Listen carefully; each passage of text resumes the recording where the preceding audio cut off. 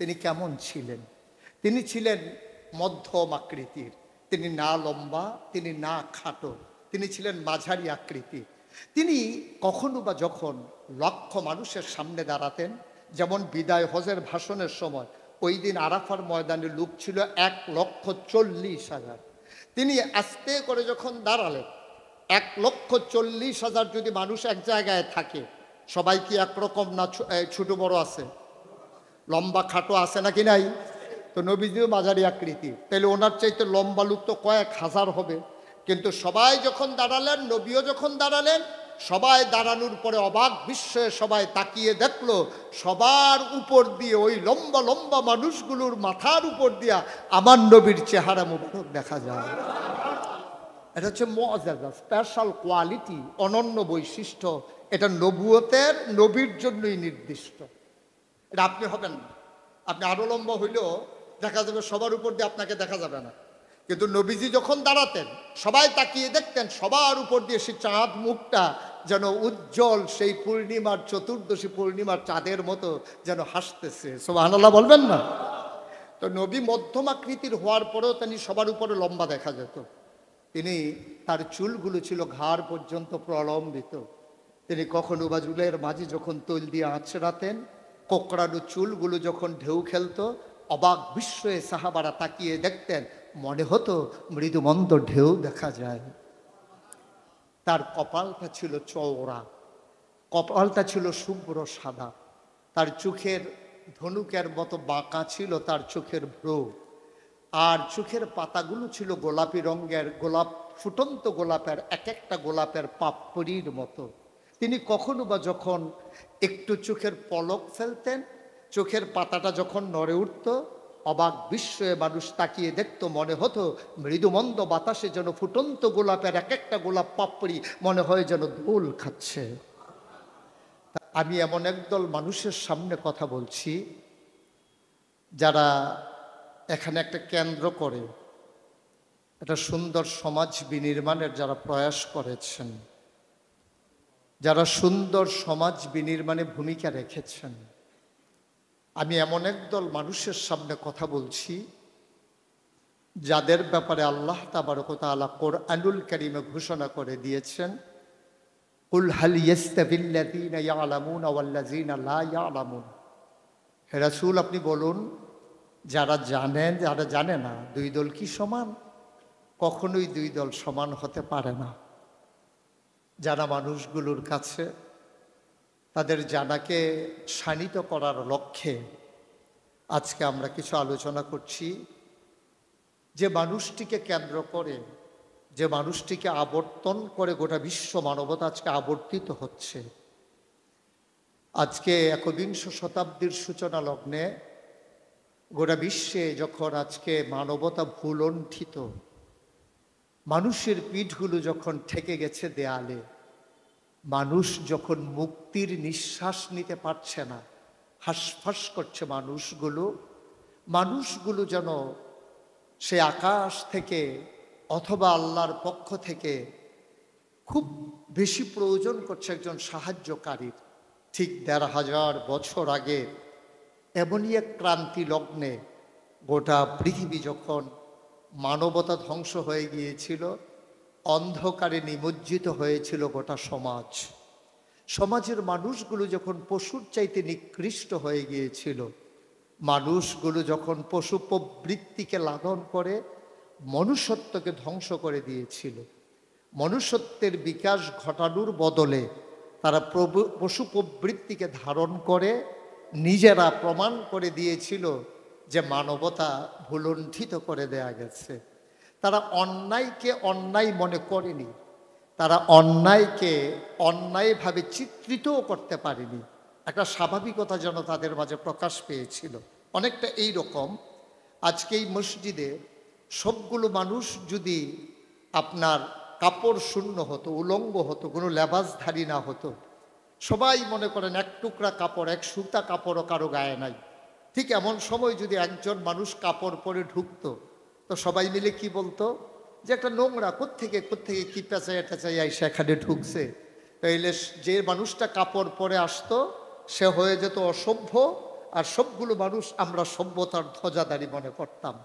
ঠিক এমনই একটা জামানায় আল্লাহ রসুল সাল্লাল্লাহু আলাইহি ওয়াসাল্লামকে আল্লাহ তাবারক ওয়া তাআলা দুনিয়াতে পাঠালেন।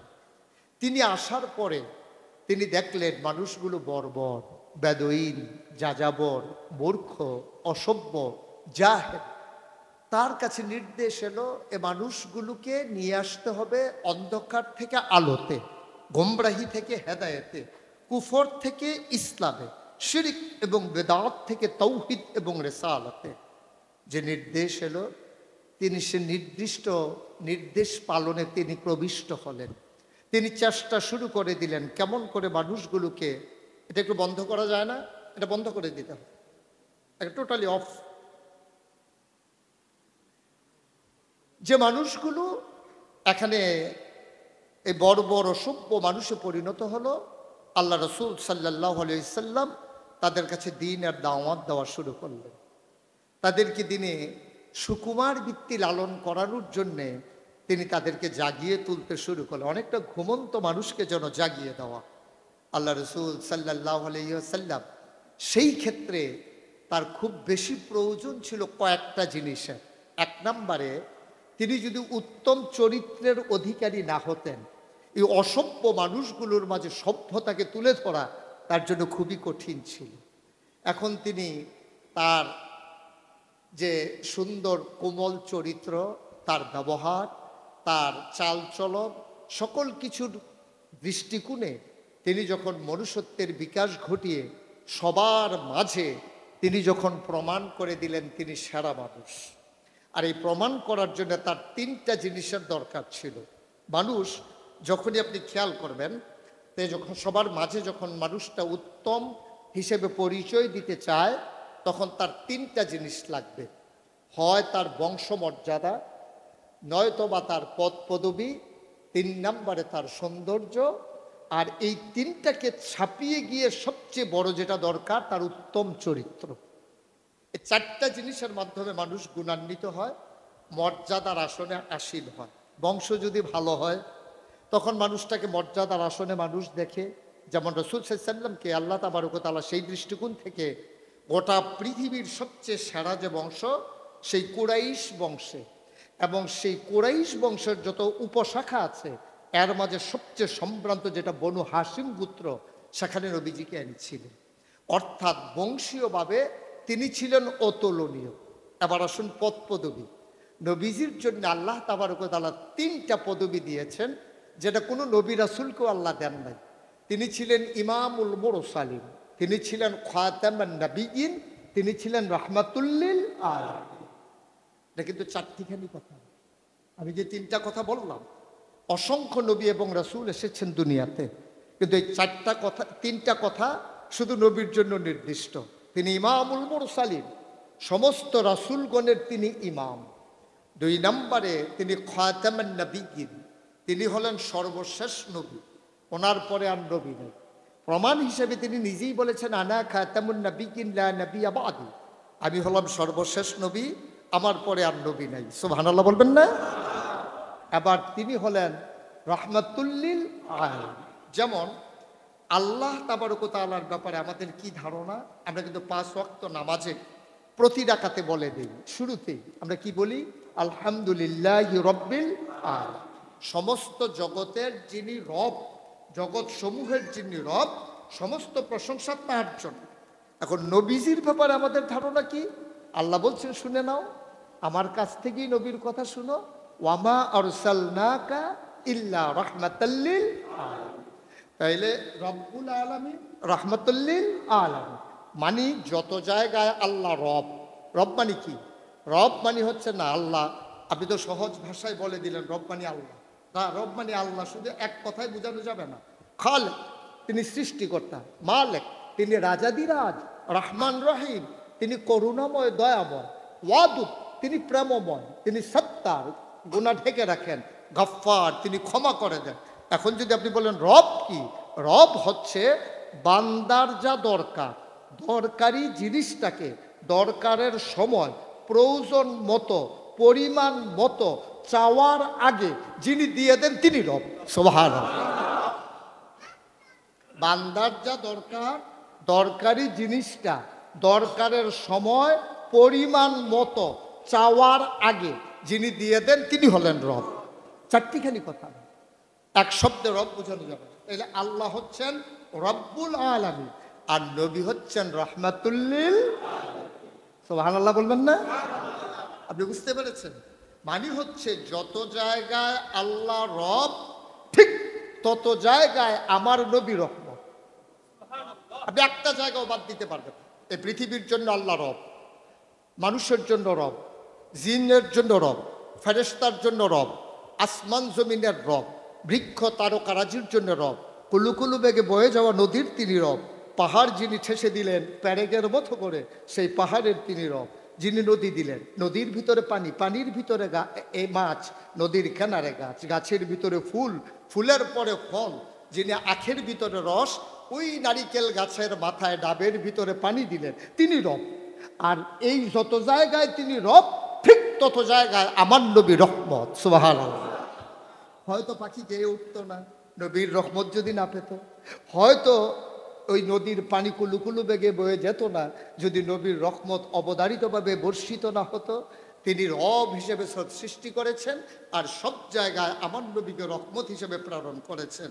আল্লাহ নিজেই ঘোষণা করেছেন, ফাবিমা রাহমাতিম মিনাল্লাহ, ফাবিমা রাহমাতিম মিনাল্লাহি লিনতা লাহুম ওয়ালাউ কুনতা ফাজ্জান গালিজাল কলব লানফাদ্দু মিন হাওলিক ফাআফু আনহুম ওয়াস্তাগফির লাহুম ওয়াশাবিরহুম ফিল আমর ফাইযা আযামতা ফাতাওয়াক্কাল আলাল্লাহ ইন্নাল্লাহা ইউহিব্বুল মুতাওয়াক্কিলিন। ও দুনিয়ার মানুষ, আল্লাহর পক্ষ থেকে নবীর সাথে যে রহমত দেওয়া হয়েছে লিনতালাহু, তার মনটাকে আল্লাহ নরম করে বানিয়েছেন। সুবহানাল্লাহ বলবেন না? নবীর মনটা নরম করে বানিয়েছেন। ওয়ালাউ কুনতা ফাজ্জান গালিজাল কলব, মনটা যদি শক্ত হয়ে যেত, আল্লাহ যদি তার মনটাকে একটু কর্কশ ভাষী করে দিতেন, একটু রুক্ষ মেজাজের যদি করে দিতেন, লানফাদ্দু মিন হাওলিক। ও নবী, আপনি দেখতে পাচ্ছেন যে মানুষগুলো ক্ষুধার জ্বালায় ছটফট করে আপনার ঘরের দরজায় এসে দাঁড়িয়ে যেত। খিদার জ্বালা, চুলায় আগুন জ্বলে না, 3 দিন হয়ে গেছে, খাবার নাই, বাচ্চারা মা মা করে কাঁদে, মায়েরা কুলে করে বাচ্চাকে নবীর দরজার সামনে গিয়ে দাঁড়িয়ে থাকতেন। সাহাবাই কেরাম নবীর দরজার সামনে দাঁড়িয়ে থাকতেন। নবীকে যখন এক নজর দেখতেন, ওরা আস্তে করে হেঁটে বাড়ির দিকে চলে যেতেন। নবী ডেকে জিজ্ঞেস করতেন, এসেছিলে কেন, চলেই বা গেলা কেন? নবীর কাছে ওরা মুচকি হেসে বলতো, ইয়া রাসূলুল্লাহ, খিদার জ্বালায় খুব ছটফট করছিলাম, আমার বাচ্চাটা খিদার জ্বালায় কাঁদতেছিল, যেই মাত্র আপনার সুন্দর চেহারাটা দেখেছে ওরা খাবারের কথা ভুলে গেছে, অন্তত 2 দিন আর কাঁদবে না। সুবহানাল্লাহ। খিদার জ্বালা আর থাকবে। বন্ধুগণ, তিনি আপনার নবী, তিনি আমার নবী, তিনি আমাদের নবী। আমরা প্রাউড ফিল করি আমরা একজন নবী পেয়েছি এমন, যাকে বিদায় হজের পরে আল্লাহ ঘোষণা করে দিলেন, আল-ইয়াওমা আকমালতু লাকুম দীনাকুম ওয়া আতমামতু আলাইকুম নি'মাতি ওয়া রাদিতু লাকুমুল ইসলাম দীনা। ও পৃথিবীর মানুষ, তোমরা সবাই শুনো, তোমরা হয়তো ভাবতে পারো আবার যদি কখনো পৃথিবী ঝঞ্ঝা বিক্ষুব্ধ হয়ে যায়, কখনো যদি যুদ্ধের ঢামাডোল আবার বেজে উঠে, কখনো যদি লাশের পরে লাশ পড়ে, না, সেই সুযোগ আর নাই। পৃথিবী যত ঝঞ্ঝা বিক্ষুব্ধ হোক, পৃথিবীতে মহামারী এসে সব কিছু লাশ বানিয়ে দেখ, অশান্তির আগুনে দাবানল হয়ে সব কিছু পুড়ে ছারখার করে দেখ, আল্লাহ রসুল সাল্লাল্লাহু আলাইহি ওয়াসাল্লাম ঘোষণা দিয়ে দিলেন, শুনে রাখো, আল-ইয়াওমা আকমালতু লাকুম দীনাকুম, তোমাদের জন্য আজকের এই দিনকে, ইসলামকে আমি পরিপূর্ণ করে দিলাম। সুবহানাল্লাহ। ওয়া আতমামতু আলাইকুম নি'মাতি, তোমাদের জন্য নিয়ামত যথেষ্ট করে দিলাম। ওয়া রাদিতু লাকুমুল ইসলাম দীনা, তোমাদের জন্য মনোনীত একটা ধর্ম দেওয়া হলো, তার নাম হলো ইসলাম, যার শুরু শেষ নাই, যার শুরু আছে কিন্তু শেষ আর হবে না, তিনি সেই শেষ নবী। তাইলে আমরা কি পাইলাম? যে আমরা একজন মহান আল্লাহ পেলাম, আমরা এমন একজন নবী পেলাম যিনি আমাদের জন্য রহমত। উনি নিজে বলেননি, যিনি তার স্রষ্টা, যিনি তাকে পাঠিয়েছেন, তিনিই ঘোষণা করে দিলেন যে আপনি হচ্ছেন রহমতের আধার। ওয়ামা আরসালনাকা ইল্লা রাহমাতাল লিল আলামিন। আবার বললেন, ফাবিমা রাহমাতিন মিনাল্লাহি লিনতা লাহুম। বন্ধুগণ, তাইলে দিন পরিপূর্ণ হয়ে গেছে। আয়াতটা যখন নাজিল হলো, ইহুদিরা মুসলমানদেরকে পাইলেই বলতো, ভাইয়েরা তোমরা বড়ই ভাগ্যবান, আমরা যদি এমন একটা আয়াত পেতাম যে দিন পরিপূর্ণ, তাইলে কি করতাম জানো? ওই দিনটাকে আমরা ঈদের দিন বানিয়ে দিতাম। সুবহানাল্লাহ। আমরা ওই দিনটাকে ঈদের দিন বানিয়ে নিতাম। এত মজার একটা আয়াত, দিন পরিপূর্ণ। কারো কাছে ছোটাছুটি করা লাগবে না, কারো কাছে যাওয়া লাগবে না, তত্ত্ব তালাশ করা লাগবে না, তত্ত্বের ব্যাখ্যা লাগবে না। সব আল্লাহ তাবারক তাআলা নবীজির কাছে পরিপূর্ণভাবে একেবারে সমাপ্ত করে দিনকে তোমাদের মাঝে দিয়েছেন। না সংযোজন, না বিয়োজন, না কমানো, না বাড়ানো। এর ভিতরে আপনার মন মতো কিছুই ঢুকানোর ক্ষমতা নাই। যেটা করেছে ইহুদিরা, যেটা করেছে খ্রিস্টানেরা। কিন্তু মুসলমানদের জন্যে এই আয়াতের মাধ্যমে কিয়ামত পর্যন্ত যারা মুসলমান আসবে তাদের জন্য পরিপূর্ণ জীবন বিধান হিসাবে আল্লাহ নিজেই ইসলামকে ঘোষণা করে দিয়েছেন। এটা বড়ই সৌভাগ্যের বিষয়, এটা বড়ই সৌভাগ্যের বিষয়। তাইলে এক নম্বরে তিনি বংশীয় দৃষ্টিকোণ থেকে অমর্যাদার না মর্যাদা, দুই নম্বরে পদ পদবীর দিক দিয়ে তিনি ইমামুল মুরসালিন, তিনি খাতামান নবিয়্যিন, তিনি রহমাতুল্লিল আলামিন। তাহলে এই দৃষ্টিকোণ থেকে উনি কি অমর্যাদা না মর্যাদা? তাহলে আমি বলছিলাম চারটা দৃষ্টিকোণ। তিন নম্বরে হচ্ছে সৌন্দর্য। একটা মানুষ যখন সুন্দর হয়, ফেসটা যখন তার সুন্দর হয়, একেবারে প্রথম দেখায় আপনি যখন তার দিকে তাকাবেন, আপনি তার বংশ জানেন না, তার নাম জানেন না, তার বাড়ি কোথায় জানেন না, কিন্তু মানুষটা দেখতে সুন্দর, আপনি অবাক বিস্ময়ে তাকিয়ে থাকেন। চমৎকার তো, মানুষটা তো খুব সুন্দর, তার গায়ের রং তো খুব ভালো। প্রথম নজরেই আপনার তার প্রতি একটা ভালোবাসা তৈরি হয়ে যায়, যদি সে সৌন্দর্যের আধার হয়। যে যদি সৌন্দর্যের দৃষ্টিকোণ থেকে সব দিক বিবেচনায় সে যদি সুন্দর মানুষ হয়, আপনি তার কিচ্ছু জানার আগেই আপনি তার প্রেমে পড়ে যান, আপনি তার ভালোবাসায় পড়ে যান, একটা শ্রদ্ধায় আপনি অবনত হয়ে যান। সেটা হয়েছিল নবীর জীবনে। সুবহানাল্লাহ বলবেন না? শামাইল তিরমিজি একটা কেতাব আছে, এই কেতাবটাতে তার সুরত, তার সিরত সব কিছু সুন্দরভাবে বিস্তৃতভাবে বর্ণিত হয়েছে। এই হাদিসগুলো বর্ণনা করেছেন কারা? এই তৎকালীন জমানায় যারা নবীর সাথে সংসার করেছেন, উম্মাহাতুল মুমিনিন, নবীর স্ত্রীগণ। নবীর স্ত্রী ছিল 11 জন, 2 জন তার জীবদ্দশায় ইন্তেকাল করেছেন। 11 জনের সাথে তিনি সংসার করে, 9 জনের সাথে একসাথে তিনি সংসার করেছেন। তার যারা খাদেম ছিল, তার পাশের মানুষ যারা ছিল, পরিবারের যারা সদস্য ছিল, কাছ থেকে তারা যেমন করে দেখেছে তেমন করে তারা বর্ণনা করেছেন। ধারাবাহিকভাবে সহি সনদ আমাদের কাছে সেই কথাগুলো এসেছে। তিনি কেমন ছিলেন? তিনি ছিলেন মধ্যম আকৃতির, তিনি না লম্বা, তিনি না খাটো, তিনি ছিলেন মাঝারি আকৃতি। তিনি কখনো বা যখন লক্ষ মানুষের সামনে দাঁড়াতেন, যেমন বিদায় হজের ভাষণের সময়, ওই দিন আরাফার ময়দানে লোক ছিল 1,40,000। তিনি আস্তে করে যখন দাঁড়ালেন, 1,40,000 যদি মানুষ এক জায়গায় থাকে, সবাই কি একরকম না? ছোট বড় আছে, লম্বা খাটো আছে নাকি নাই? তো নবীজিও মাঝারি আকৃতি, তাহলে ওনার চাইতে লম্বা লোক তো কয়েক হাজার হবে। কিন্তু সবাই যখন দাঁড়ালেন, নবীও যখন দাঁড়ালেন, সবাই দাঁড়ানোর পরে অবাক বিস্ময়ে সবাই তাকিয়ে দেখলো, সবার উপর দিয়ে, ওই লম্বা লম্বা মানুষগুলোর মাথার উপর দিয়া আমার নবীর চেহারা মুবারক দেখা যায়। এটা হচ্ছে মুআজ্জাজা, স্পেশাল কোয়ালিটি, অনন্য বৈশিষ্ট্য। এটা নবুয়তের, নবীর জন্যই নির্দিষ্ট। এটা আপনি হবেন না, আপনি আরো লম্বা হইলেও দেখা যাবে সবার উপর দিয়ে আপনাকে দেখা যাবে না। কিন্তু নবীজি যখন দাঁড়াতেন, সবাই তাকিয়ে দেখতেন, সবার উপর দিয়ে সে চাঁদ মুখটা যেন উজ্জ্বল, সেই পূর্ণিমার, চতুর্দশী পূর্ণিমার চাঁদের মতো যেন হাসতেছে। সুবহানাল্লাহ বলবেন না? তো নবী মধ্যম আকৃতির হওয়ার পরেও তিনি সবার উপরে লম্বা দেখা যেত। তিনি, তার চুলগুলো ছিল ঘাড় পর্যন্ত প্রলম্বিত। তিনি কখনো বা চুলের মাঝে যখন তৈল দিয়ে আঁচড়াতেন, কোকড়ানো চুলগুলো যখন ঢেউ খেলতো, অবাক বিস্ময়ে সাহাবারা তাকিয়ে দেখতেন, মনে হতো মৃদুমন্দ ঢেউ দেখা যায়। তার কপালটা ছিল চওড়া, কপালটা ছিল শুভ্র সাদা, তার চোখের ধনুকের মতো বাঁকা ছিল তার চোখের ভ্রু, আর চোখের পাতাগুলো ছিল গোলাপি রঙের, গোলাপ, ফুটন্ত গোলাপের, এক একটা গোলাপের পাপড়ির মতো। তিনি কখনো বা যখন একটু চোখের পলক ফেলতেন, চোখের পাতাটা যখন নড়ে উঠত, অবাক বিস্ময়ে মানুষ তাকিয়ে দেখতো, মনে হতো মৃদুমন্দ বাতাসে যেন ফুটন্ত গোলাপের এক একটা গোলাপ পাপড়ি মনে হয় যেন দোল খাচ্ছে। তার চোখের সাদা অংশ ছিল রক্তিমাভ সাদা, কালো অংশ ছিল তার কৃষ্ণ কালো। তার নাকটা ছিল খাড়া, নাকের ছিদ্রগুলো ছিল ছোট ছোট, ঠোঁটগুলো ছিল তার গোলাপি রঙে। তিনি কখনো বা যখন মুচকি হাসতেন, ঠোঁট দুটো যখন একটু ফাঁক হতো, অবাক বিস্ময়ে মানুষ তাকিয়ে দেখতো, মনে হতো কোথাও যেন বিজলি চমকিয়েছে। আল্লাহ রসুল সাল্লাল্লাহু আলাইহি ওয়াসাল্লাম তিনি যখন হাঁটতেন, সবার মাঝে হাঁটতেন একেবারে ধীরে ধীরে, দৃঢ়তার সাথে, কিন্তু মনে হতো সবাই পেছনে তার দৌড়াচ্ছে। তিনি হাঁটতেন ধীরে ধীরে, কিন্তু পেছনের মানুষগুলো এটাই দৌড়ের কারণ হয়ে যেত। তিনি একটু ঝুঁকে ঝুঁকে হাঁটতেন সামনের দিকে, অনেকটা এই রকম পাহাড় থেকে নামতে গেলে মানুষ যেমন সামনের দিকে একটু নিচু হয়ে যায়, ওনার হাঁটার ভঙ্গিমাটা ছিল এমন। 1 মাস আগে কখনো বা পথ মারিয়ে গেছেন আমার নবীজি। 1 মাস পরে ওই পথ দিয়ে কোনো এক সাহাবা হেঁটে যাচ্ছেন, তিনি চমকে উঠলেন, তিনি থমকে দাঁড়ালেন, তিনি আশ্চর্যান্বিত হয়ে গেলেন। ওই পথের মাঝে যারা পথচারী, পথের নিকটে যাদের ঘর বাড়ি, ওদেরকে গিয়ে জিজ্ঞেস করতেন, ভাইয়েরা এই পথ দিয়ে কি কখনো আমার নবী হেঁটে গেছেন?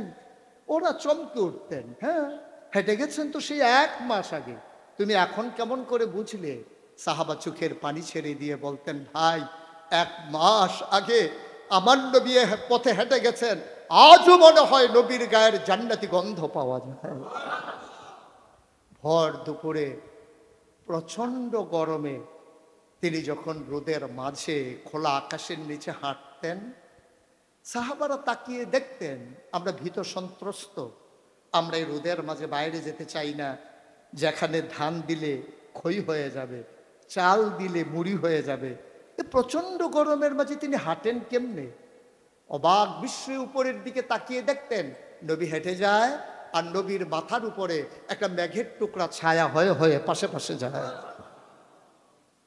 এবড়ো থেবড়ো পাথরগুলোর উপর দিয়ে আমার নবী যখন হাঁটতেন, পাথরের কোনা বের হওয়া পাথরে সবাই হাঁটতে ভয় পেতেন, অথচ নবী সেই এবড়ো থেবড়ো পাথরের উপর দিয়ে হেঁটে যেতেন। তারা চিন্তা করতেন, নবীর কদমের নিচে এই শক্ত পাথর পড়লে উনি কি ব্যথা পান না? পরীক্ষা করার জন্যে পেছনে পেছনে অনেকেই দৌড়াতেন। দৌড়ে দৌড়ে নবীর কদম মুবারকের নিচে যে পাথর পড়ে গিয়েছিল, ওরা হাতে তুলে দেখতেন নবীর কদমের সম্মানে শক্ত পাথর তুলার মতো নরম হয়ে গেছে। এ নবী আমার নবী, এ নবী আপনার নবী, এ নবী আমাদের নবী। আমরা প্রাউড ফিল করি, আমরা এমন একজন নবী পেয়েছি। আমরা দুঃখবোধ প্রকাশ করি এমন একজন নবী পাওয়ার পরেও আমরা তার আদর্শকে নিজের জীবনে নিয়ে আসতে পারলাম না। আল্লাহ রসুল সাল্লাল্লাহু আলাইহি ওয়াসাল্লাম তিনি তো সেই নবী, তার সৌন্দর্যের আধার ছিলেন তিনি। তিনি যখন এই প্রচণ্ড গরমের মাঝে তিনি যখন ঘামতে ঘামতে ঘরের ভেতরে যেতেন, কপালের ভিতরে মুক্তার দানার মতো ঘাম জমে থাকতো, মনে হতো সোনার মাঝে যেন সোহাগা। সুবহানাল্লাহ বলবেন না? সোহাগা যেমন স্বর্ণের মর্যাদা বাড়িয়ে দেয়, সৌন্দর্য বাড়িয়ে দেয় বহুগুণে, নবীর কপালের মাঝে জমে থাকা বিন্দু বিন্দু ঘামের কণাগুলো মনে হতো যেন সোনার মাঝে সোহাগা হয়ে নবীর সৌন্দর্যকে আরো বহুগুণে বাড়িয়ে দিয়েছেন। মায়েরা বলতেন, ইয়া রাসূলুল্লাহ, ইয়া হাবিব আল্লাহ, আপনি চুপটি করে বসেন দেখি। আমার নবী চুপ মেরে বসে যেতেন। মায়েরা ঘরের কোনায় খুঁজে খুঁজে ছোট্ট ছোট্ট শিশি বের করে আনতেন, নবীর কপালের জমানো ঘাম ওরা অতি আদর করে শিশির ভিতরে ভরে ওরা রেখে দিতেন মুখ বন্ধ করে।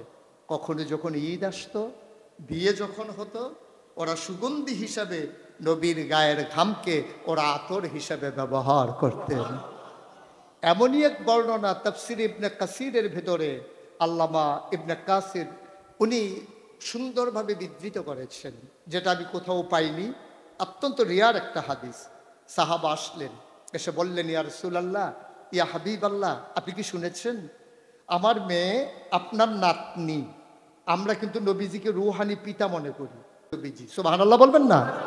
তো সাহাবা বলছেন যে আপনার নাতনি আমার মেয়ে, ও তো বিয়ের উপযুক্ত হয়ে গেছে, তো এটা ভালো পাত্র পেয়ে ওকে বিয়ে দিয়ে দিলাম। আল্লাহর নবী বললেন, মুবারক হো, বড়ই খুশির খবর, তোমার মেয়ের বিয়ে হয়েছে তো ভালো হয়েছে। আমি তো অজপাড়াগায় নিবৃত পল্লীতে থাকি, ছুটে ছুটে আপনার কাছে আসতে পারিনি, বুঝতে কি মাফ কর দিজিয়ে, বেয়াদবি মাফ করবেন, আপনাকে বিয়ের খবর দিলাম অথচ বিয়ের দাওয়াত দিলাম না। ও নবী, আপনি কি আপনার নাতনির বিয়েতে কোনোই উপহার দেবেন না? সুবহানাল্লাহ বলবেন না? আপনি কি সম্পর্কটা বুঝতে পারছেন? আপনি সম্পর্কটা বুঝতে পারছেন? আপনি এটার ওজন কত, গভীরতা কত, এ সম্পর্কের মাঝে কত গভীরতা বাস করে, ভালোবাসা।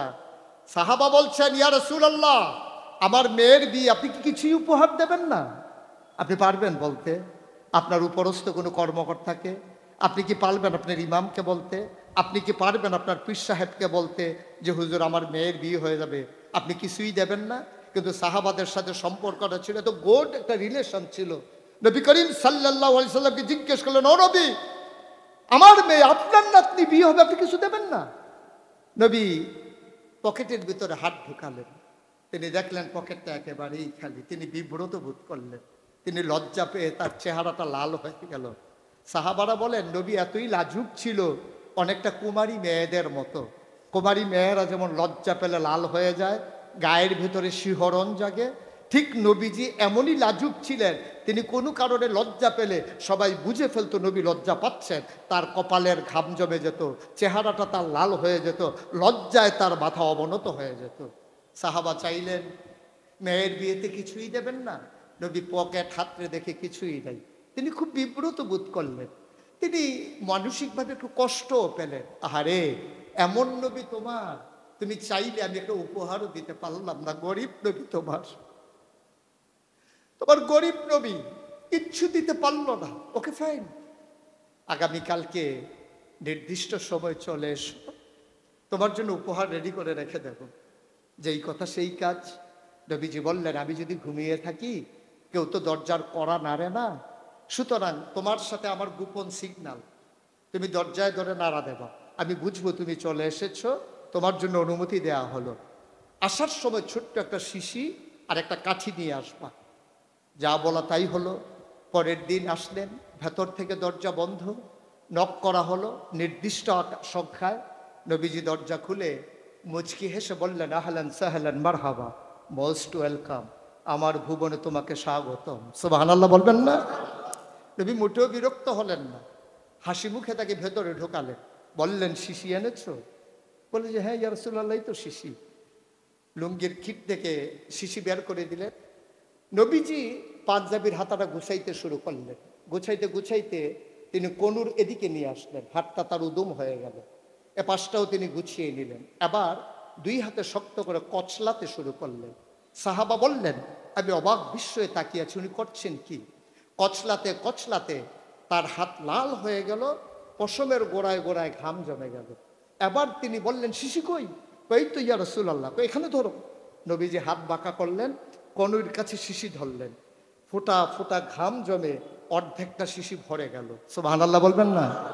নবী বললেন, এবার এ হাতে ধরো দেখি। আবার এ হাতে ধরা হলো, বাকি অর্ধেকটা পরিপূর্ণ হয়ে গেল।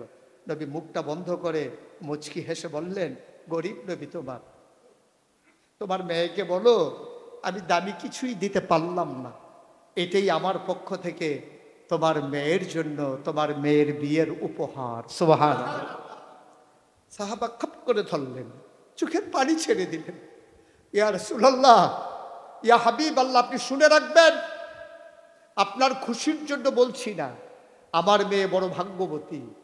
আপনার নিজের হাতে নিজের পসিনা মুবারক বের করে আপনি তার হাতে দিয়েছেন বিয়ের উপহার, এর চাইতে কপাল আর কি হতে পারে? দিলেন তো। দৌড়তে দৌড়তে দৌড়তে দৌড়তে মরুভূমির মাঝ দিয়ে মেয়েটা বাড়ির আঙ্গিনায় দাঁড়িয়ে আছে, বাবা কখন আসবে, নবী আমার উপহার দেবেন, না জানি কি দেবেন। ছোট্ট মন, দুরু দুরু মন, সে আশায় একেবারে বুক বেঁধে আছে। নিশ্চয়ই নবী তো আর যেমন তেমন জিনিস দেবেন না, অবশ্যই দামি একটা জিনিস দেবেন।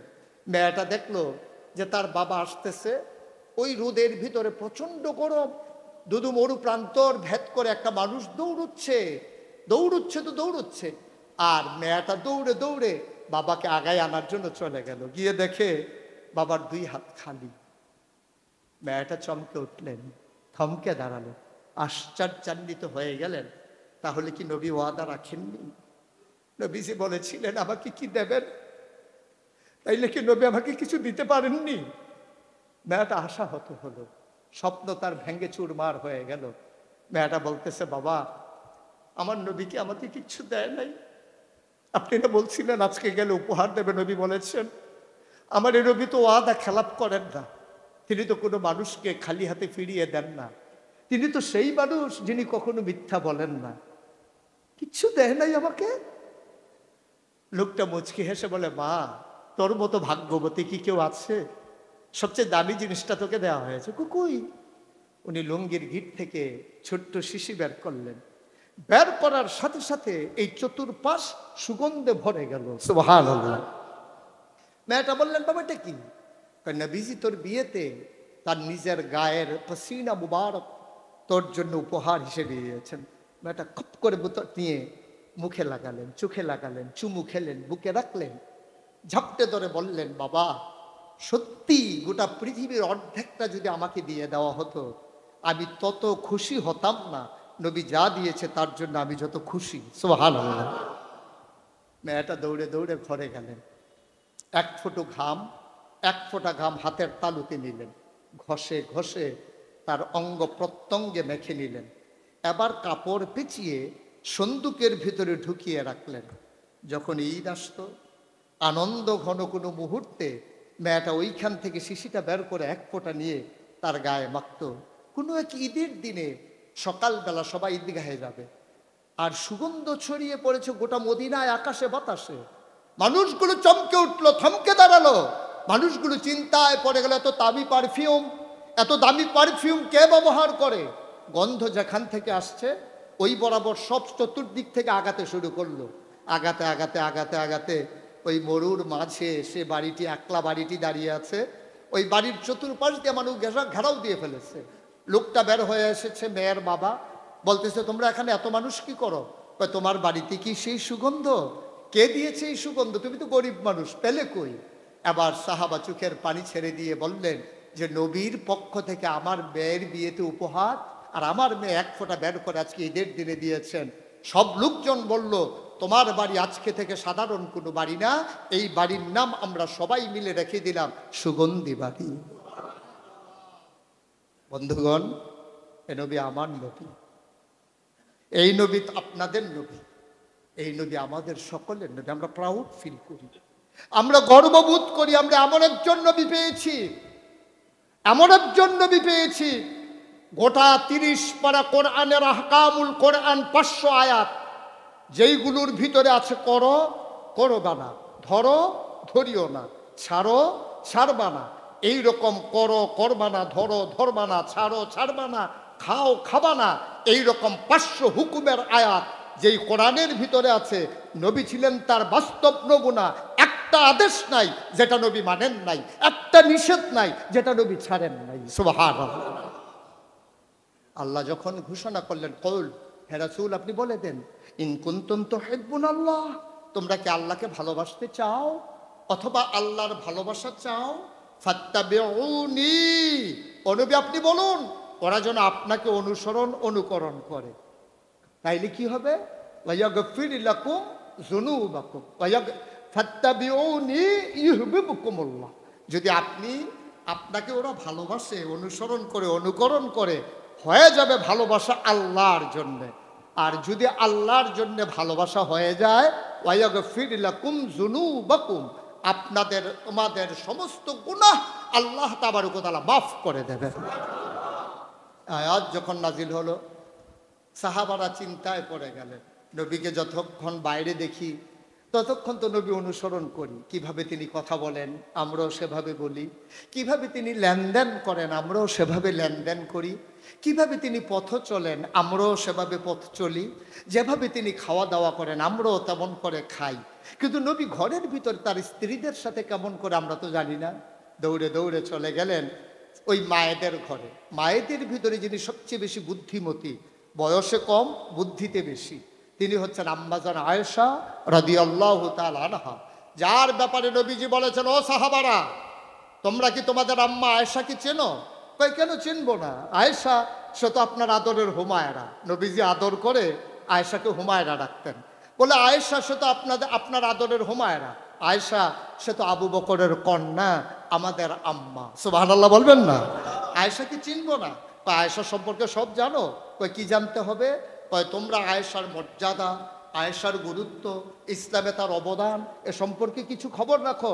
সাহাবারা বললেন, আল্লাহ এবং তার রাসূলই কি জানার জন্য যথেষ্ট না? এবার সাহাবাকে নবীজি বললেন, তরকারির ভেতরে লবণটা যেমন দরকারি, সুবহানাল্লাহ বলবেন না? তরকারির ভিতরে লবণের দরকার কম না বেশি? মরিচ ছাড়া তরকারি হয়, ঝাল হয় না। হলুদ ছাড়া তরকারি হয়, রং ধরে না। গরম মশলা ছাড়া তরকারি হয়, সুগন্ধ ছড়ায় না। কিন্তু লবণ ছাড়া যদি তরকারি হয়, মুখে দেওয়া যাবে? নবীজি বলছেন, তরকারির ভিতরে লবণটা যেমন দরকারি, ইসলামের ভিতরে তোমাদের আয়েশা আম্মা তেমন দরকারি। সুবহানাল্লাহ। কেমন করে তিনি নারী জাতিকে সম্মানের উচ্চতম আসনে আরোহণ করিয়ে দিলেন? কেমন করে তিনি নারীকে ওই জায়গায় নিয়ে গেলেন? এবার নবী কেমন, আম্মাজান আয়েশা বলছেন, এটা কি দেখে দেখে বলছেন নাকি না দেখে? কথা বলেন, দেখে দেখে না না দেখে? দেখে। নবীর সাথে সংসার করছেন তো, 9 বছর সংসার করেছেন নবীজির সাথে। 6 বছর বয়সে আম্মাজান আয়েশার বিয়ে হয়েছে, 9 বছরের সংসার শুরু হয়েছে। আম্মাজান আয়েশা যখন 18, নবীর ইন্তেকাল হয়ে গেছে। মাত্র 9 বছর পেয়েছেন। 9 বছর সংসার করে দেখে দেখে তিনি বলছেন, তোমরা জানতে চাও আমার নবীর কেমন, আমাদের সাথে কি আচরণ করে, ব্যবহার করে? তোমরা কি কোরআন পড়ো না? সুবহানাল্লাহ বলবেন না? তোমরা কি কোরআন বুঝো না? তোমাদের কাছে কি কোরআন নাই? সবাই বললেন, ইয়া আম্মা, হ্যাঁ আমরা তো কোরআন পড়ি, কোরআন জানি তো। তো কি হয়েছে? আম্মা জান আয়েশা বললেন, খুলুকুহুল কোরআন, তোমরা যেই নবীর চরিত্র জানার জন্য আমার কাছে এসেছো, 30 পারা কোরআন ওই নবীর চরিত্র। সুবহানাল্লাহ বলবেন না? উম্মে সালামা নবীর আরেকজন বিবি ছিলেন, আমাদের আরেক আম্মা। উনি বলতেন, আমার নবী যখন কখনো হেঁটে যায়, আমি জানালার ফাঁক দিয়ে অবাক বিস্ময়ে তাকিয়ে দেখতাম। নবী হেঁটে যাচ্ছেন মরু পথ দিয়ে, আর আমি তাকিয়ে দেখতাম কে হেঁটে যায়। আমার মনে হতো জীবন্ত কোরআন যেন হেঁটে যায়। সুবহানাল্লাহ। বন্ধুগণ, এই নবী আমার নবী, আপনার নবী, আমাদের নবী। সুতরাং আজকে যে কথাটুকুন আমরা সিদ্ধান্তে পৌঁছে যেতে হবে, তিনি যদি আমার নবী হন, তিনি এতক্ষণ যার কথা শুনলাম তিনি যদি হন আমার নবী, এতক্ষণ যার কথা শুনলাম তিনি যদি আমার নবী হন, তিনি যদি এতই সুন্দরের আধার হন, আর উত্তম চরিত্রের দিক দিয়ে আল্লাহ কি বলে দিলেন, ইন্নাকা লা আলা খুলুকিন আযীম। ও নবী, চরিত্র হলো 3 ধরনের। একটু মনোযোগের সাথে শুনতে হবে। কয় ধরনের? চরিত্র হলো 3 ধরনের। খুলুকুল হাসান, খুলুকুল কারীম, খুলুকুল আযীম। ওই যে বলছিলাম 4 কারণে মানুষ মর্যাদা পায়। কয় কারণে? বংশ, পদবী, সৌন্দর্য, 4 নাম্বার হলো চরিত্র। 4 নাম্বারে যেটা চরিত্র 3 প্রকার। একটা হলো খুলুকুল হাসান। এটা কাকে বলে? একটু বললেই আপনি বুঝবেন। মনে করেন আমি ওনাকে বললাম, আমাদের যে ইমাম সাহেব, পেশ ইমাম, আমাদের সিনিয়র ইমাম, আমি ওনাকে বললাম, ভাই আপনি তো খুব খারাপ মানুষ। কোনো একটা কারণে মনে করেন বললাম, তো উনি আমাকে বললো আমি না আপনি। উনি আমাকে বাড়াইয়াও বলে নাই, কমাইয়াও বলে। আমি ওনাকে বলছি আপনি খারাপ মানুষ। তো উনি চুপ মেরে কতক্ষণ দাঁড়াই থেকে আমার দিকে তাকাইয়া কয়, আপনি না, আমি না, আপনি। মানে কি? আপনি যে আমাকে খারাপ বলছেন, আমি খারাপ না, আপনি খারাপ। তো এটা কি ওনার দোষ হবে? কথা বলে, এটা কি দোষ হবে? এটা সহজ কথা বলছেন উনি। আপনি আমাকে খারাপ বলছেন, আমি খারাপ না, আপনি খারাপ। তো উনি একটু বেশিও বলে নাই, কমও বলে নাই, বাড়াইও বলেন। আর আরেকটা হলো খুলুকুল কারিম। খুলুকুল হাসান গেল, খুলুকুল কারিম। খুলুকুল কারিম কারে কয়? আমি ওনাকে বললাম, ভাই আপনি তো খারাপ মানুষ। উনি আমাকে বলল, আপনি তো খারাপ, আপনার যে আশেপাশে যারা আছে তারাও খারাপ। উনি একটু বাড়াইয়া বললেন। এটা এটা এটা হলো নর্মাল এই যে চরিত্র। তাহলে খুলুকুল হাসান হচ্ছে সমান সমান বলা, আর খুলুকুল কারিম হচ্ছে আপনাকে আমি যা বলেছি আপনি চুপ মেরে থাকা। আমি ওনাকে বললাম আপনি খারাপ, বললেন ঠিক আছে, আপনার কথা আমি কিছু নিলাম না। আমার জানা মতে এই ভারতীয় উপমহাদেশের একজন বড় রাজনীতিবিদ ছিলেন। তো ওনাকে অনেকভাবে গালাগালি করতো মানুষ। তো সাংবাদিকরা ওনাকে প্রশ্ন করছে, স্যার আপনাকে যে মানুষে তো গালাগালি করে, আপনি কিছু বলেন না? আমি নেই না। তো ওরা যে গালি দেয় আমি নেই না, ওরা থাকে, আমি নেই না। অনেক সময় দিছে, চতুর্পাশ দিয়া ঘুরে, কিন্তু আমি পকেট পর্যন্ত নেই না, ওদের গালে ওদের কাছেই আছে। এটা হলো খুলুকুল কারিম। তাইলে খুলুকুল হাসান হচ্ছে সমান সমান, আপনাকে আমি যা বলেছি আপনি তা বলেছেন, এটা হলো খুলুকুল হাসান। খুলুকুল কারিম হচ্ছে আপনাকে আমি গালি দিলাম, আপনি আমার সাথে উত্তম ব্যবহার করে মুচকি হেসে বাড়িতে চলে গেলেন, এটা হলো খুলুকুল কারিম। আমরা তো বুদ্ধিমান মানুষ, আমরা কিন্তু একটা শুনলে 10টা বলি, ঠিক কিনা বলেন? আমরা একটা বললে যদি 10টা তাকে ফেরত দেই, আমরা ওই চরিত্রের মানুষ হয়ে গেছি। আমরা চরিত্রের 3 প্রকারের একটার ভিতরেও পড়ি না, হাসানেও পড়ি না, কারিমেও পড়ি না, আজিম তো এখনো বলিই নাই। আজিম কারে এটা তো এখনো বলি নাই। আমরা খুব বেশি বুদ্ধিমান, বুদ্ধি খাটাইতে গিয়া আমরা ধরা খেয়ে ফেলছি। তো একটা কথা মনে পড়ছে, এটা বইলা ফেলাই না, কমন কথা না, এটার জন্য অপেক্ষায় ছিলেন অনেকে। তো আমার এই বুদ্ধি যে কত দেখেন, ভারতে এই এই এই পৃথিবীতে একজন কড়া খুব খারাপ শাসক ছিল, শাসকের নাম ছিল হাজ্জাজ বিন ইউসুফ। হাজ্জাজ বিন, সাংঘাতিক খারাপ, একেবারে মানুষকে হত্যা করে ফেলতো, কত ইমাম সে 2 টুকরা করে ফেলেছে, কতভাবে মানুষকে লাঞ্ছিত করেছে, মাদ্রাসাগুলো বন্ধ করে দিয়েছে, ইমামকে টিটকারি মেরেছে, মস্কারা করেছে, চাকরি খেয়ে ফেলেছে, ভালো মানুষগুলোকে বাস করতে দেয়নি। এখন একদিন তার ওয়াইফ, ওই যে বাদশাহ হাজ্জাজ বিন ইউসুফ, তার ওয়াইফ একদিন তাকে বলতেছে, তুমি সাংঘাতিক খারাপ, বাচ্চা কাচ্চা হয়ে গেছে বইলা সংসার করতেছি, নাহলে ফালাই দিয়া চলে যেতে হবে। আমি কি এত খারাপ?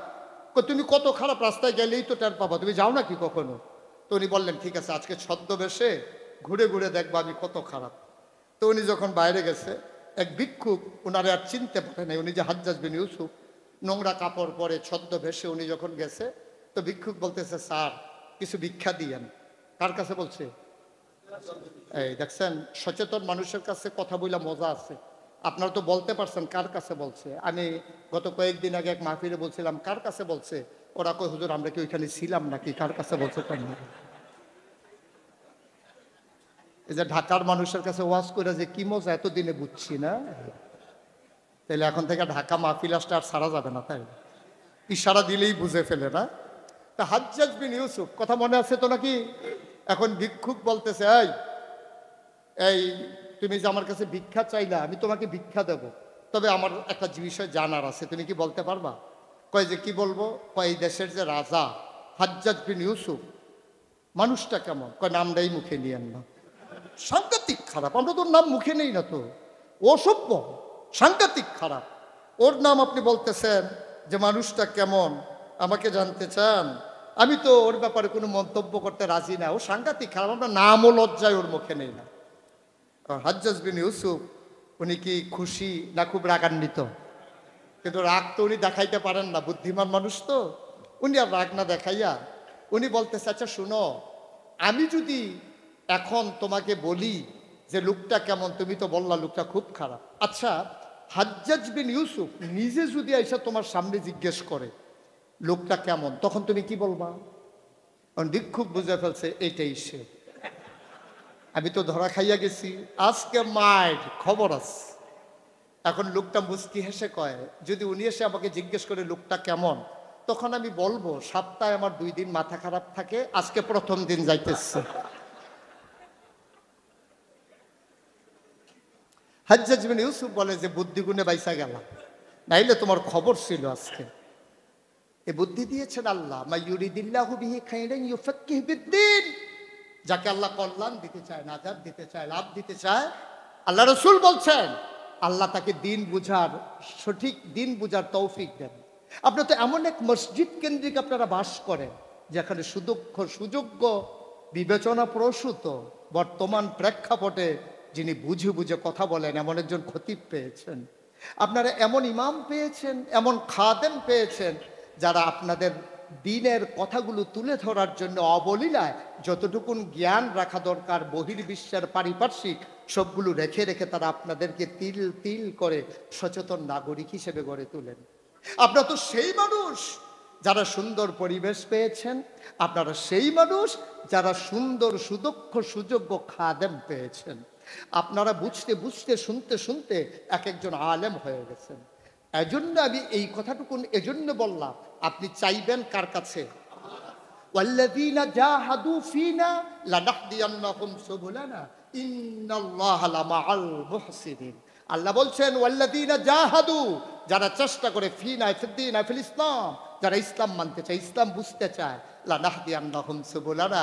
ও তাকওয়া সোসাইটির মানুষ, ও ধানমন্ডির মানুষ, ও সম্ভ্রান্ত এলাকার মানুষ, শুনো শুনো শুনো, ওয়াল্লাযীনা জাহাদু, যারা চেষ্টা করে ফীনা ফিদ্দীনা ফিল ইসলাম, যারা ইসলাম মানতে চায়, ইসলাম বুঝতে চায়, জগতের চাওয়া পাওয়াগুলোকে পেছনে ফেলে, যারা আল্লাহর চাওয়াকে নিজের চাওয়ার সাথে মিলিয়ে নেয়, যারা এমন করে নিজেকে সাজিয়ে নেয়, নিজের চাওয়া পাওয়াগুলোকে তারা কবরস্থ করে আল্লাহর চাওয়ার সাথে নিজের চাওয়াকে, নিজের জীবনের সকল লক্ষ্যকে মিলিয়ে নেয়, যারা নিজেরা স্বীকৃতি দিয়ে দেয় ইন্না সালাতি ওয়া নুসুকি ওয়া মাহইয়ায়া ওয়া মামাতি লিল্লাহি রাব্বিল আলামিন, বলে দাও আমার নামাজ, আমার কুরবানি, আমার জীবন, আমার মরণ, আমার শুরু, আমার শেষ, আমার সকাল, আমার সন্ধ্যা, আমার জন্ম, আমার মৃত্যু, আমার ব্যক্তি জীবন, পারিবারিক জীবন, সমাজ জীবন, অর্থনৈতিক জীবন, রাজনৈতিক জীবন, ইন্টারন্যাশনাল রিলেশন, অর্থাৎ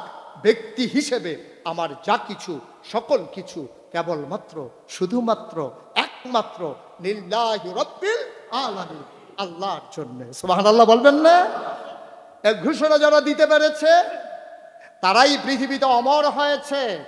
আল্লাহ রাসূল যখন বললেন বাল্লিগু আন্নি ওয়ালাউ আয়া, পৌঁছে দাও আমার একটা ছোট্ট কথার অংশ যদি তোমাদের কানে পৌঁছে যায়, সাহাবায়ে কেরাম ঘরে গেলেন না, ঘোড়ার পিঠে চললেন, বীর দর্পে, খাপের ভিতরে তরবারি, হাতের ভিতরে বর্ষা, পিঠের ভিতরে তীর ধনুক ভর্ম পরিহিত, ছুটে চললেন সম্মুখ পানে। জনপদের পর জনপদ তারা বিজয়ী হয়ে আগাতে শুরু করলেন। আগাতে আগাতে আগাতে আগাতে সকল জনপদ ইসলামের সুশীতল ছায়াতলে তারা নিয়ে আসলেন। সামনে পেলেন অথই সমুদ্র, সামনে ঘোড়ার দুইটা পা সেনাপতি নামিয়ে দিলেন পানির ভিতরে, সমুদ্রের পানির একেবারে বেলাভূমিতে দুই পা, পানির ভিতরে দুই পা। উনি বললেন, ডেকে আনো জনপদের মানুষ, এখানে যারা বাস করে তাদেরকে ডেকে নিয়ে আসো। দৌড়ে দৌড়ে সাহাবারা গেলেন, বললেন যে আমাদের সেনাপতি তোমাদেরকে ডাকছেন। ওরা দৌড়ে আসলো। সেনাপতি জিজ্ঞেস করলেন, ভাইয়ারা আপনারা এখানেই থাকেন? কয় হ্যাঁ। কই সমুদ্রের ওই পারে কি আছে বলতে পারেন? কয় না, আমরা ওই পারে কি আছে জানি না। সাহাবা বললেন, ইয়া আল্লাহ, ও মাওলা, ও রব্বে করিম, তুমি সাক্ষী থাকো, এই মানুষগুলো বলেছে সমুদ্রের ওই পারে কি আছে জানে না। ওরা যদি বলতো ওই পারে আরেকটা জনপদ আছে, খোদার কসম আমি ঘোড়াকে নিয়ে সাঁতরিয়ে দ্বীনের দাওয়াত পৌঁছে দেওয়ার জন্য ওই পারে চলে যেতাম। ইসলাম হচ্ছে ইসলাম। আর আমরা নিজেকে পর্যবসিত করে দিয়েছি চাওয়াগুলোকে পাওয়ায় পূর্ণতা দিতে গিয়ে। আমরা আনন্দের নামে আমরা অসভ্য বেহায়াপনাকে নিজের জীবনে ধারণ করেছি। আল্লামা ইকবাল আফসোস করে বলেছিলেন, ইসরাবে রঙ্গ বুকু গুলিস্থা সমঝা হেতু আহায় নাদান কক্ষকু আসিয়ান সমঝা হেতু। আহারে, তুমি মরুভূমি, তুমি কাটা গাছের ভিতরে ফুল দেখে তুমি মনে করেছো এটাই বুঝি গুলিস্তান, এটাই বুঝি ফুল বাগান। আর তির্যকভাবে বাঁকাভাবে সূর্যের আলো পড়া মরুভূমির মাঝে চিকচিক করে যখন বালুগুলো জলে উঠে মনে হয় ঢেউ খেলছে, তুমি মনে করছো পানির ফোয়ারা। না, কাটা গাছে ফুল ফুটলেই যেমন বাগান হয় না, মরিচিকা কখনো পানির ফোয়ারা হয় না। পাশ্চাত্যের সভ্যতা, আমেরিকা, ব্রিটেন, ফ্রান্স, জার্মানি, ওদের চাকচিক্যতা আছে, ওদের বেহায়াপনা আছে, ওদের অসভ্যতা আছে, আমার ইসলামের শান্তি আছে। ঠিক কিনা বলেন? সুতরাং ওই অসভ্যতা দেখে সভ্যতার মনে করে গা ভাসিয়ে দিও না, তাহলে মরিচিকাকে পানির ফোয়ারা মনে করবে, কাটা গাছকে ফুলের বাগান মনে করবে। এটা যেন তোমার জীবনে না হয়। বন্ধুগণ, বন্ধুগণ, আবার আমরা ওই যে বাকি আছে কি, হ্যাঁ, সচেতন মানুষ না থাকলে তাই হয় আর কি। তাইলে আমরা খুলুক চরিত্রকে কয় ভাগে ভাগ করেছিলাম? হ্যাঁ, হাসান, কারিম, খুলুকুল আউজিম। এবার একটা গেল হাসান, যে যেমন তার সাথে তেমন। খুলুকুল কারিম, যে যেমন তার সাথে আরো নম্র, আরো ভদ্র। এবার খুলুকুল আজিম, যেটা আমার নবীর চরিত্র। সুবহানাল্লাহ বলবেন না? যেটা কেমন জানতে মন চায় না? এটা কেমন চরিত্র যে কিছু বলবেও না, আবার সমান সমানও বলবে না। তাহলে নবী কি করতেন? ফাআফু আনহুম, ওয়াস্তাগফির লাহুম ওয়াশাবিরহুম ফিল আমর। খুলুকুল আযীম কারে কয়? ফাফু আনহুম। ও নবী, আপনি কিন্তু উত্তম চরিত্রের অধিকারী, মহান চরিত্রের অধিকারী। আল্লাহ হচ্ছেন আলিয়ুল আযীম, ওয়া হুয়াল আলিয়ুল আযীম। আল্লাহ হচ্ছেন মহান আল্লাহ, আর আপনি হচ্ছেন মহান চরিত্রের নবী। সুবহানাল্লাহ বলবেন না? আল্লাহর ক্ষেত্রে যেই বিশেষণ ব্যবহার করেছেন, নবীর চরিত্রের ক্ষেত্রে সেই আজিম শব্দ ব্যবহার করেছেন। মানে কি? ফাফু আনহুম। ওরা না জানা মানুষ, ওরা বর্বর, ওরা বেদঈন, ওরা যাযাবর, ওরা মূর্খ।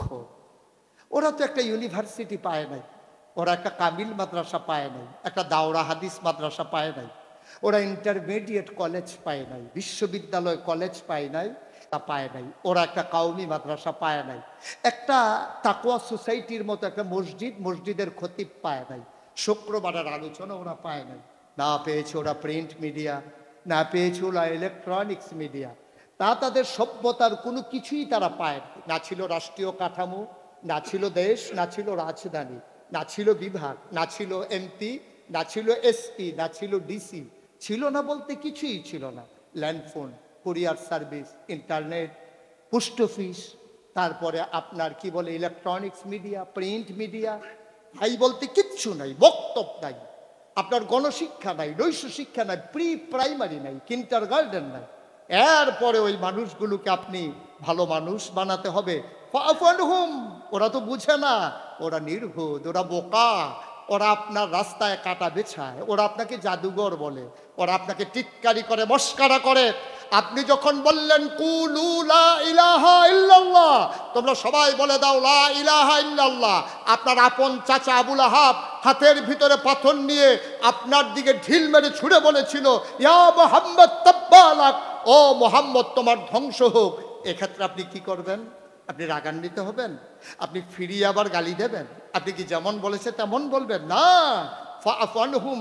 আপনি তাকে মাফ করে দেবেন, আপনি প্রতিশোধ পরায়ণ হবেন না। সুবহানাল্লাহ বলবেন না? অর্থাৎ ফিরিয়ে কিছু বলতেও পারবেন না। চুপ থাকলে, নবীজি চুপ থাকি, না না চুপ থাকলে হবে না, কি করতে হবে? ওয়াস্তাগফির লাহুম। একবার নিজে মাফ করবেন, প্রতিশোধ তো নেবেনই না, মাফ করে দেবেন। তারপরে ও যে বুঝলো না, ও যে বোকা, ও যে নির্ভুত, ও যে অশিক্ষিত, ও যে বর্বর, এখন আপনি তো জানেন, আপনি তো বুঝেন, আপনি তো 10 জনের মতো না, আপনি তো নবী। আমি স্বয়ং আল্লাহ আপনাকে নিয়ন্ত্রণ করি, আমি স্বয়ং আল্লাহ আপনাকে পথ দেখাই। আপনি তো অন্য 10 জনের মতো না। ওয়াস্তাগফির লাহুম, আপনি খুলুকুল আযীম। এই জন্য আপনি একবার তাকে মাফ করে দেবেন, প্রতিশোধ নেবেন না। এবং সে যে ভুল করেছে তার পক্ষ হয়ে আপনি নবী আমার কাছে মাফ চাইবেন। সুবহানাল্লাহ বলবেন না? ভুল করছে সে, মাফ তো করবেনই, আবার বলবেন যে আল্লাহ সে বুঝে নাই, মাফ করে দাও।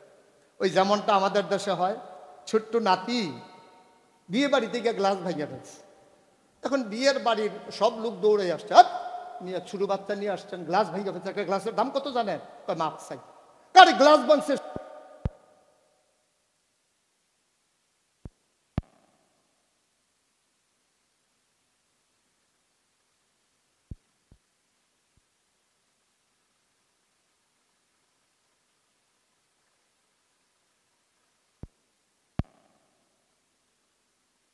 যাদের কাছে ভুল করেছে তাদের কাছে।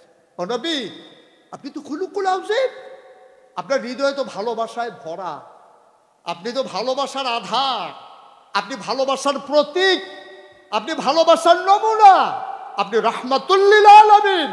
ও নবী, উম্মত গুনাহ করেছে, আপনি তাকে মাফ করে দেবেন, প্রতিশোধ নেবেন না। এবং আপনি সেজন্য বিনাশ হয়ে না যায়, সর্বনাশ হয়ে যেন না যায়, সেজন্য ক্ষতিগ্রস্ত না হয়ে যায়। ওয়াস্তাগফির লাহুম, তার পক্ষ হয়ে আপনি নবী উম্মতের পক্ষ হয়ে আমি আল্লাহর কাছে ক্ষমা চাইবেন। সুবহানাল্লাহ বলবেন? আপনি বুঝতে পারছেন কিছু? আপনি ভাবতে পারেন, আপনি ভাবতে পারেন তিনি আপনার জীবনে আদর্শ হয় না? কোন লতা সোতা, কোন সদরুদ্দি বদরুদ্দি আপনার আদর্শ হয়ে যায়? আপনি একবার ভাবতে পারেন না মানুষটা কেমন মানুষ? কি ছিল তার স্টাইল, কি ছিল তার বাচন ভঙ্গি, কি মানুষ তিনি। গোটা পৃথিবীর জন্য উসওয়াতুন হাসানা, লাকাদ কানা লাকুম ফি রাসূলিল্লাহি উসওয়াতুন হাসানা। তিনি মডেল, তিনি আইডল, তিনি আইকন, তিনি আদর্শ, তিনি নমুনা। সুবহানাল্লাহ বলবেন না? আমার ছেলেরা এখন চুল কাটতে গেলে মোবাইল নিয়ে যায়, মোবাইলের ভিতরে চুলের কাটিং দেখে। ওই যে রোনালদো, বিরাট কাহিনী, কি জানি আছে না ইন্ডিয়ান বিরাট কাহিনী, কি বিরাট কোহলি না, ও আমি মনে করছি বিরাট কাহিনী না কি হয়। ওর চুল নিয়ে যায়, মাথায় নিয়ে যে এরকম কাটতে পারবেন, এই যে এরকম কাটার পরে 2টা 3টা এক দিয়া দেয়, দিক দিয়ে কোনা করে, পারবেন এটা? সেলুনের এই লোক, আরে হ্যাঁ তো মিয়া 3টা, একটু আগে কাটতে দিছি 6 এক দিয়া। সে হয়ে যায় তোমার কাছে মডেল, যার কোনো আদর্শ নাই, নৈতিকতা নাই, কোনো মান নাই, চরিত্র বলতে কোনো জিনিস নাই। ওরা হয়ে যায় তোমার নমুনা, তোমার আদর্শ। অথচ আল্লাহ বলছেন লাকাদ কানা লাকুম ফি রাসূলিল্লাহি উসওয়াতুন হাসানা। ও দুনিয়ার মানুষ, রাজধানীর সচেতন নাগরিকেরা শুনো, দল মত সকল ভাবনার ঊর্ধ্বে গিয়ে ভাবতে শিখো। আল্লাহ বলছেন লাকাদ কানা লাকুম ফি রাসূলিল্লাহি উসওয়াতুন হাসানা। তোমরা যদি মডেল চাও, আমি যদি এখন কোনো একটা বোতলের ফ্যাক্টরিতে গিয়ে বলি ভাই আমাকে একটা বোতল বানাই দিতে হবে, তখন উনি কি বলবে? দেখি কি বোতল, বলবে না? আহা, কথা কয় না, বলবে না? আমি যদি বলে ভাই আমাকে একটা প্লাস্টিকের বোতল বানাই দিবে, তো উনি যদি বলে যে দেখি কি বোতল, তখন আমি পকেট থেকে বাইর করছি শান্তি। কি বোতলের নাম? শান্তি। কয় ভাই শান্তি বোতল কেমনে বানাবো? এটা নমুনা আর কি, এইরকম। তখন ও বলবে এটা দিয়ে যান, বিকালে এসে নিয়ে যাইয়েন, এরকম বোতল হয়ে যাবে। ভাই একটা বোতল বানাইতে যদি নমুনা লাগে, আপনি একটা সোনার মানুষ হবেন, নমুনা লাগবে না? উসওয়াতুন হাসানা, তিনি হলেন নমুনা, তিনি নবী মুহাম্মদুর রাসূলুল্লাহ, তিনি আমার মডেল, তিনি আমার আইডল, তিনি আমার আইকন, তিনি আমার আদর্শ। আমি চুল কাটবো কেমনে নবী শিখিয়ে দিয়েছেন, আমি কেমনে পথ হাঁটবো নবী শিখিয়ে দিয়েছেন।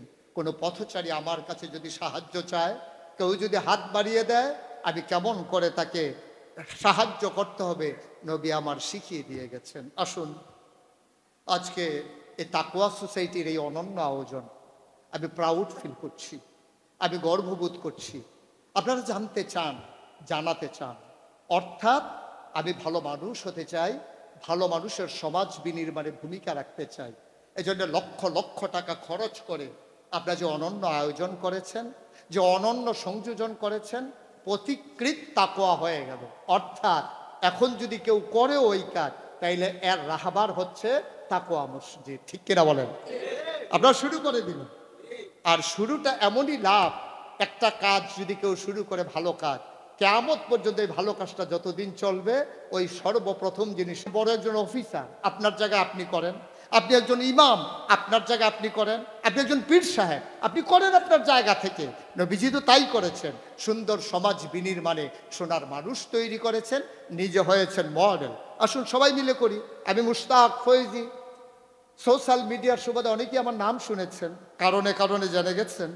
সুতরাং এই মুশতাক ফয়েজি আবার তো আসবে না দুনিয়াতে, এই যে আমাদের প্রধান ইমাম আবার আসবেন না দুনিয়াতে। আমি কি শুধু এসেছিলাম আমি মানুষকে কথায় কথায় কথার ফুলমালা ঝরিয়ে আপনাদের গলায় কথার ফুলের মালা গলায় পরিয়ে দেবো, এই জন্যই কি আমি এসেছিলাম? আমি কি এসেছিলাম ঘুরে ঘুরে শুধু মানুষকে বুঝাবো আমি একজন মডেল হতে পারি না? আমি পারি না ইচ্ছে করলে উসওয়াতুন হাসানা হতে? আমার ভাবনা যেমন, আপনার মাঝে এই ভাবনা আসে না যে আপনি পারেন না একজন ভালো প্রতিবেশী হতে, আপনি পারেন না একজন ভালো স্বামী হতে, আপনি পারেন না একজন ভালো নানা হতে, আপনি পারেন না একজন ভালো সন্তান হতে, আপনি পারেন না 56,000 বর্গ মাইলে 18 কোটি মানুষের মাঝে আপনি পারেন না একটা মডেল হতে, আপনি একটা অনন্য নজির স্থাপন করতে পারেন না? ইচ্ছে করলেই পারেন, ইচ্ছে করলেই পারেন। গত করোনায় আমি শুধু আপনাদের বোঝার জন্য বলছি, আমি আমার গাড়ি নিয়ে রাতের আধারে, যারা বাজারে যেতে ভয় পেত, বাজার করে পোটলায় ভরে রাতের আধারে ডেকে ডেকে আমি মানুষের ঘরে ঘরে পৌঁছে দিতাম। মনে করেছি ও ভয় পায়, আমার তো আল্লাহর উপরে অবিচল আস্থা আছে, ও তো না খেয়ে মারা যাবে। আমি ঘরে ঘরে পৌঁছে দিয়েছি। গত বন্যা এই যে এই গত বন্যা গেল, আমি 15 দিন আমার পরিবার থেকে বিচ্ছিন্ন ছিলাম। আমি মানুষের ঘরে ঘরে এই কোমর পানি বুক পানি ভেঙে ভেঙে আমি মানুষের ঘরে ঘরে সাহায্য পৌঁছে দিয়েছি। আপনারা শুনে প্রাউড ফিল করবেন, গর্ববোধ করবেন। আমার এলাকায় আমি 18 একর জায়গার উপরে 10টা প্রতিষ্ঠান চালাচ্ছি। আমার অনন্য সংযোজন সোশ্যাল মিডিয়া অনেকেই দেখেছেন। আমি 21,000 প্লাস স্কোয়ার ফিটের উপরে নিচতলায় হাসপাতাল, দোতলায় 3তলায় মসজিদের কাজ ধরেছি। নিচতলায় ফ্রি চিকিৎসা হবে, দোতলায় 3তলায় মানুষ নামাজ পড়ে। আমার দৃষ্টিভঙ্গিটা এমন, অনেক জায়গায় মসজিদ আছে, মাদ্রাসা আছে, আর আমি চিন্তা করেছি মানুষ যখন অসুস্থ হবে এখানে তার শরীরের চিকিৎসা হবে, আবার যখন মসজিদে যাবে ওখানে তার মনের চিকিৎসা হবে। এইভাবেই যদি আমরা এগিয়ে যাই, 30 কোটি টাকা বাজেট আর আমার মসজিদ। আমি গত মাসে 19 এবং 20 তারিখে আমার দোতলার ছাদের কাজ করেছি। প্রায় 6 কোটি টাকা আমি খরচ করে ফেলেছি। বাকি 24 কোটি টাকা ইনশাল্লাহ খরচ করব পরিকল্পনা দিন। এইভাবে যদি আমরা সবাই মিলে এগিয়ে যাই, যার যার অবস্থান থেকে আমরা যে এমন করে সমাজ বিনির্মাণে এগিয়ে আসি, আমরা হব সোনার মানুষ।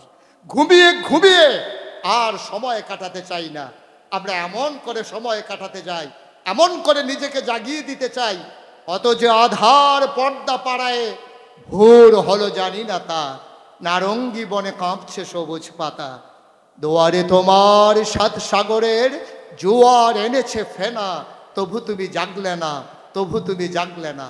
তাকওয়া সোসাইটি জাগাতে এসেছে, জাগিয়ে দিয়েছে। আসুন গোটা দেশ প্রান্ত থেকে প্রান্তরে আমরা জাগিয়ে দেই, আমরা সবাইকে সজাগ করে দেই, চিৎকার করে জানিয়ে দেই 1500 বছর আগে যে আদর্শ নিয়ে নবী এসেছেন, সে আদর্শ বাস্তবায়নে যতই জাহামলা আসুক, মামলা হোক, চক্ষু রাঙ্গানি আসুক, চিৎকার করে জানিয়ে দিলাম আমরা ছিলাম, আমরা আছি, আমরাই থাকবো ইনশাআল্লাহ। সবার জন্য দোয়া করি, সবার কাছে দোয়া চাই। দেখা হবে ময়দানে, কথা হবে কোনো এক মাহফিলে। আসসালামু আলাইকুম ওয়া রাহমাতুল্লাহি ওয়া বারাকাতুহু।